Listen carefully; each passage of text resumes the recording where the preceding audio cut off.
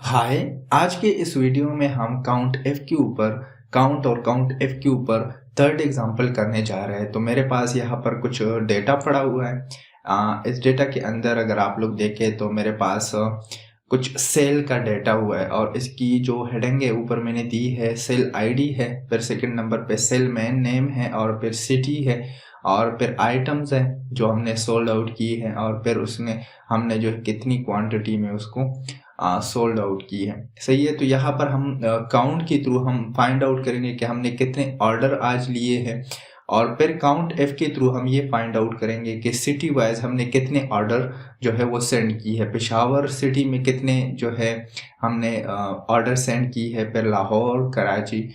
तो इस तरह जो है आप लोग यहाँ पर काउंट एफ का यूज़ करेंगे। तो सबसे पहले मैं आता हूँ, इस डेटा को कन्वर्ट कर देता हूँ टेबल में।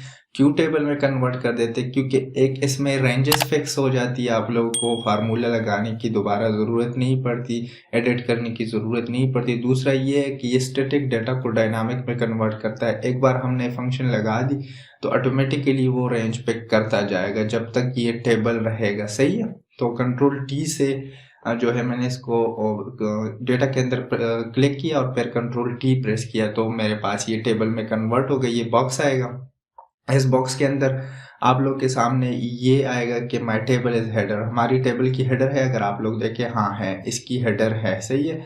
टेबल के ऊपर मैंने कंप्लीट एक वीडियो बनाई है कि किस तरह हम टेबल को यूज़ करते हैं, उसकी एडवांटेजेस क्या है। तो आई बटन में मैं उसका लिंक दे दूंगा, आप लोग जाके वहाँ से देख सकते हैं। सही है। तो यहाँ पर मैं ओके कर दूंगा। ओके करने के बाद ये टेबल में कन्वर्ट हो गया। अब यहाँ पर हमने सिंपली क्या करना है, काउंट का फंक्शन लगा देना है।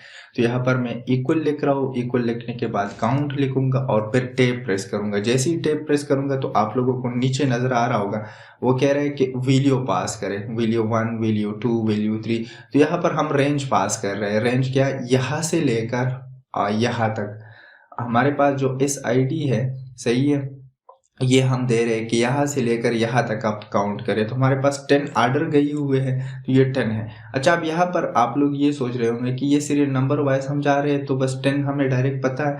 लेकिन अगर आप लोग यहाँ पर फॉर एग्जांपल कुछ रैंडम सेल आईडी लेके, कोई भी रैंडम सेल आईडी लेके, तो सेम रहेगा आप लोगों की। सही है। तो ये मैंने कुछ रैंडम सेल आईडी एंटर की। सही है। तो ये ज़रूरी नहीं है कि हम सीरियल नंबर से जा रहे हैं तो वो काम करेगा। यहाँ पर अगर आप लोग रैंडम भी आईडी कुछ जनरेट करें तो वो काम करेगा। सही है। तो ये हमारे पास कुछ रैंडम आईडी है।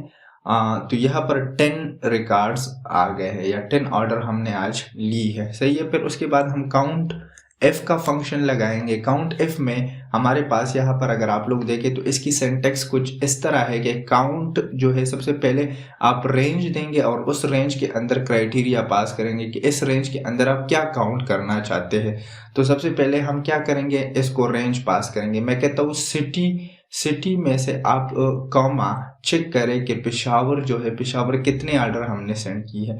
तो मैंने रेंज दिया और मैंने कहा इस रेंज के अंदर आप पेशावर को चेक करें कि कितनी ऑर्डर वहाँ पे गई हुई है। सही है। तो मैं जैसे ही एंटर प्रेस करूंगा तो 4 ऑर्डर।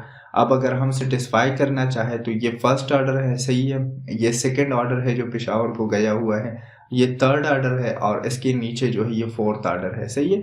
अब हमें फार्मूला लगाने की दोबारा ज़रूरत नहीं है, तो हम क्या करेंगे, जस्ट सिंपल ड्रैग करेंगे। सही है। तो 3 और 3 कितने हो गए, 6 + 4, ये हमारे पास टोटल 10 ऑर्डर गए हैं। तो यहाँ पर हमारे पास 10 ऑर्डर आ गए। तो आप लोगों ने देखा कि हम किस तरह जो है काउंट और काउंट एफ का यूज़ करते हैं। इसके अलावा जो है मैंने ऑलरेडी 2 वीडियो इस पर बना रखे, आप लोग जाके प्लेलिस्ट में वो देख सकते हैं। आई बटन में मैं उसका लिंक भी दे दूंगा। इसके बाद हम एक और भी एग्जांपल करेंगे। सही है। इस तरह हमने जो है लुकअप और वी लुकअप के ऊपर भी बात की है, तो आप लोग जाके वहां से देख सकते हैं। Thank you for watching.